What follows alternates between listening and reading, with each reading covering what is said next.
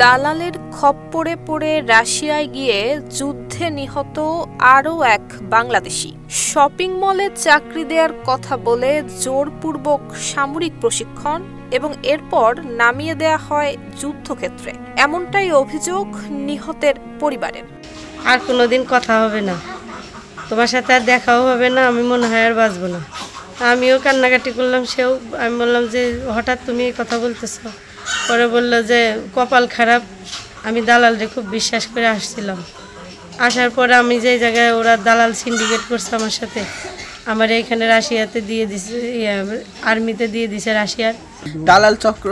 ওনার মোহাম্মদ নজরুল ইসলাম ফকিরকে বিভিন্ন অর্থের প্রলোভন দেখায় বিদেশে নিয়ে যায়, রাশিয়া নিয়ে তাকে চাকরির প্রলোভন দেখায় নিয়ে যায়, তাকে রাশিয়ান যুদ্ধ পাঠায়, তাকে শহীদ করে।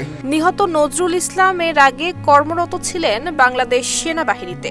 2020 সালে অবসরে যাওয়ার পর এলাকায় শুরু করেন মুদি ব্যবসা, কিন্তু বড় লোকসানের কারণে পড়তে হয় আর্থিক সংকটে। এমন সময় ফরিদ হোসেন নামের এক স্থানীয় দালাল তাকে প্রলোভন দেখায় রাশিয়ায় শপিং মলে চাকরি দেয়ার। বউ বাধা দিছে, তার ভাইয়া বাধা দিছে, তারপর ওই দালালের চক্রান্তে সে কি যে বললো যে চক্রান্তে সে রাশিয়া নিয়ে, ঠিক আমার সাথে কথাবার্তা হয়েছে, রাশিয়া নিয়ে সরকারের মাধ্যমে যায় না, সে দালালের মাধ্যমে গেছে। এই শুধু আমার ভাই যে গেছে এটা না, আর জন্য এরকম কেউ যেন না হয়, প্রতারণা হয়।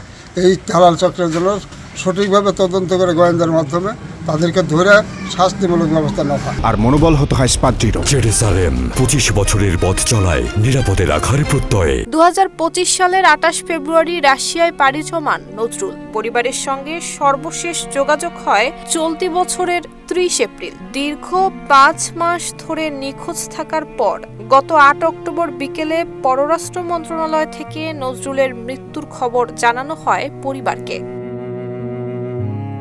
রাজবাড়ী সদর উপজেলার রামকান্তপুর চরপাড়া গ্রামের বাসিন্দা নজরুলের এমন মৃত্যুতে পুরো এলাকা জুড়ে নেমে এসেছে শোকের ছায়া। নুসরাত জাহান মেহেক, ঢাকা পোস্ট।